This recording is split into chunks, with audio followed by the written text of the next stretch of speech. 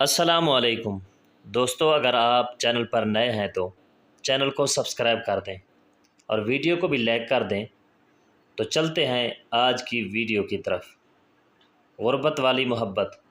پپو، کل مجھ سے ملنے آنا، میں تمہیں پھول دوں گا۔ لڑکی بولی، گوبھی کا پھول دینا، تمہارے پیار کا اظہار بھی ہو جائے گا اور ہمارا سالن بھی پک جائے گا۔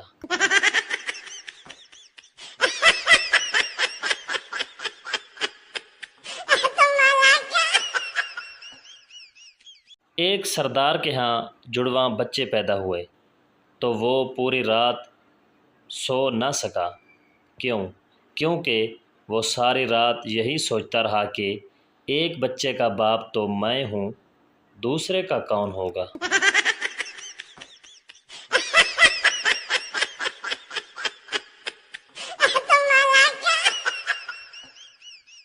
میرے ایک دوست کو چائے بنانی نہیں آتی تھی، میں نے اسے شادی کا مشورہ دے ڈالا۔ اب ماشاءاللہ وہ برتن اور کپڑے اچھی طرح دھونے کے ساتھ ساتھ بہترین کھانا بھی بنا لیتا ہے۔ کل مجھے ملا تھا، پوچھ رہا تھا کہ پاکستان اور انڈیا کی جنگ کب ہوگی، میں شہید ہونا چاہتا ہوں۔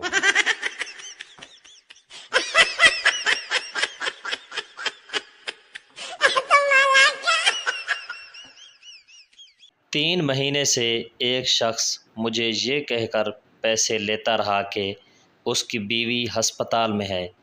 جب میں اس کی بیوی کا پتہ کرنے ہسپتال میں گیا تو مجھے پتہ چلا کہ اس کی بیوی نرس ہے۔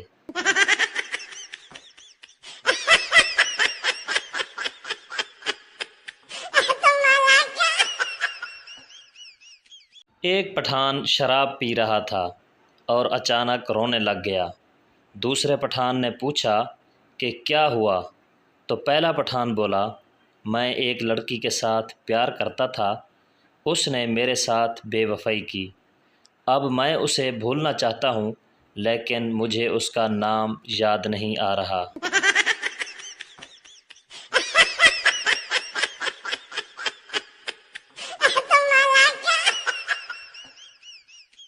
یہ تو اچھا ہوا کہ سن 1947 میں فیس بک نہیں تھی، ورنہ آزادی کی جدوجہد کے لیے کوئی گھر سے ہی نہ نکلتا۔ گھر بیٹھے ہی لوگوں سے کہنا تھا، اس میسج کو اتنا پھیلاؤ کہ انگریز ہندوستان چھوڑ کر بھاگ جائے۔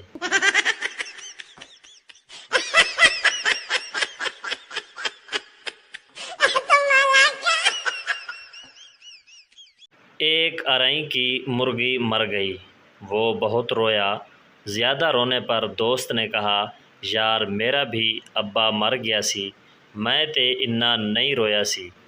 ارائیں بولا، یار تیرا ابا انڈے تے نہیں نہ دیندا سی۔